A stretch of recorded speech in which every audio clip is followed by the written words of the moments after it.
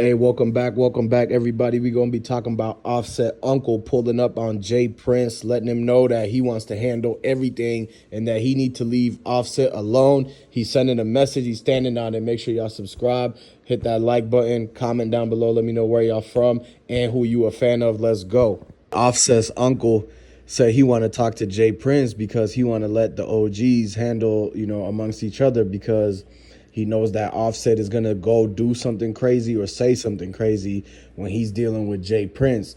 And so what he was telling him was that he should, go and deal with Jay Prince Jr. because he more on his age group. And then that, the uncle, he gonna handle and take, try to figure out what's gonna happen between him and Jay Prince so they could either squash it or if it's gonna be get back or if it's gonna be a versus battle or boxing match.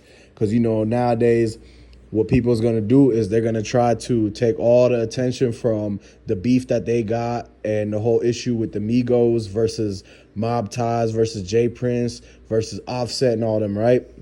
And what they could do is they could either, take it outside and squabble it out, handle their differences, whether they throw the hands or whatever. But then what everybody knows is that what if they don't do that and they just hold a grudge on each other for years and years to come? Well, that's going to be an issue because you see that every time the rappers go to Houston, they have to check in with them. And so that's why a lot of people is saying that they don't want to have to do that. And so if they don't want to have to check in, then they're going to have to sit down with them and figure out, like, come to some type of term or agreement. That way, if they do go to their city, it's not like they're trying to be secretive and not let Mob Ties know. And it's not like they're trying to sneak around them and try to do something to them. But that's why a lot of people probably want the folks to check in, is because they don't want them thinking they coming to hit a lick on them in their city. And if they check in, then you already know the people is there, so you could prepare for that.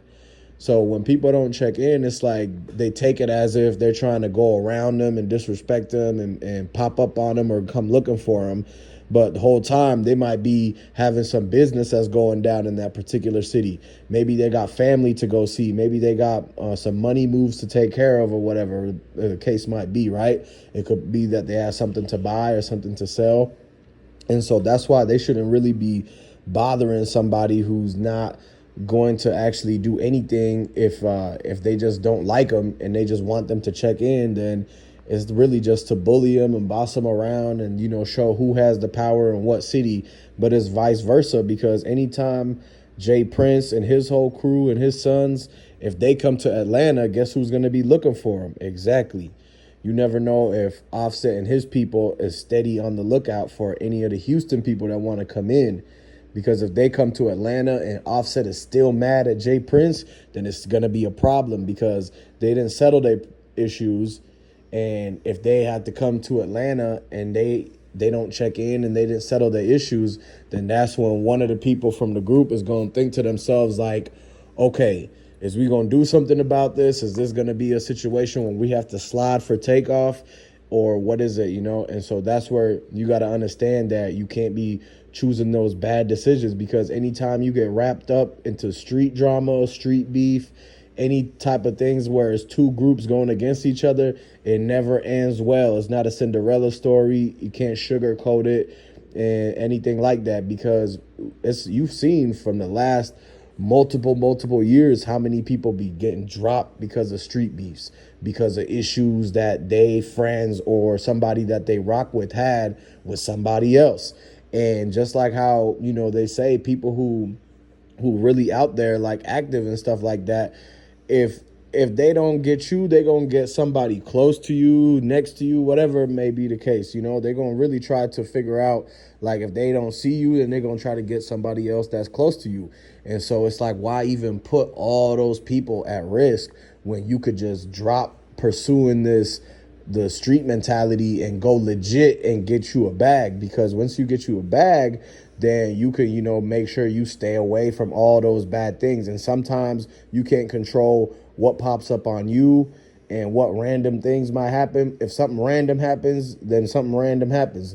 But if you have some type of control to say, look, we're going to run up the bag, we're going to get the bag, and we gonna, move out of this bad situation, go somewhere else, right? But you could still invest back into your old hood. You could still buy all the property there and just rent it out to whoever want to stay there.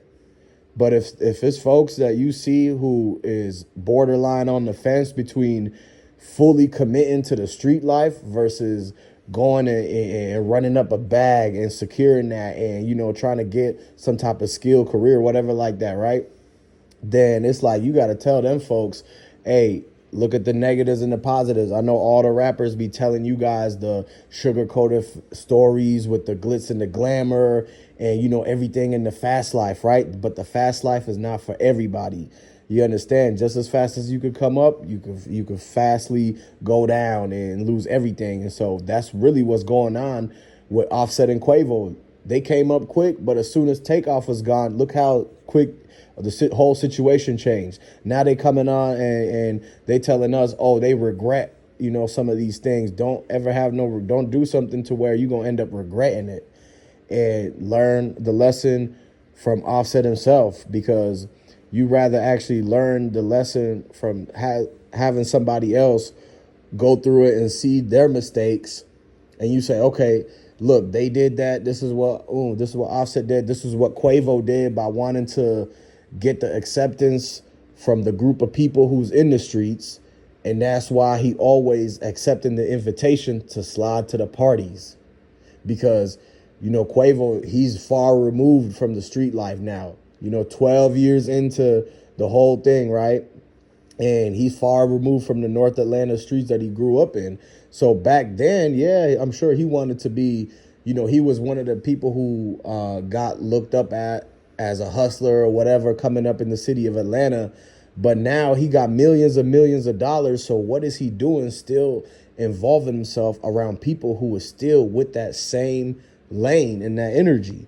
You got to understand that if these dudes getting millions of dollars and they still don't change their mind on how to do things, then you got to understand that you have to learn this stuff early. So, the quicker you know this, the quicker you tell this to your kids, the faster you get everything set in stone. You don't want these people to end up being, 30, 40 years old and trying to figure out, oh, I should have did things this way. I should have did things that way. It's too late at that point. You already, you can't really change habits like that when you get to that age. But if you could tell the youths out here, if we could tell the youths out here and the youngins to stop in their tracks with all of that and go legit, get them, the focus should be getting your paper up, health, wealth, family, everything like that, right? Take care of your people first and then have the fun later. The fun can come in between all of the working hard.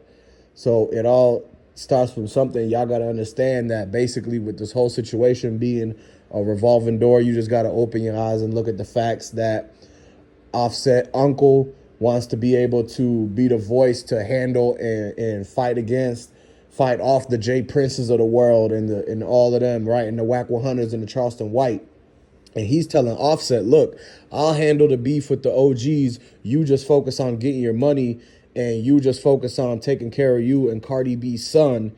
And if you leave it at that, then you won't have to worry about all this whole situation. You can forget about it, move forward and all of that. That's what he's trying to do. So, hey, shout out to Offset Uncle. And, let me know who y'all a fan of. Comment down below. And I'll catch you later. Peace.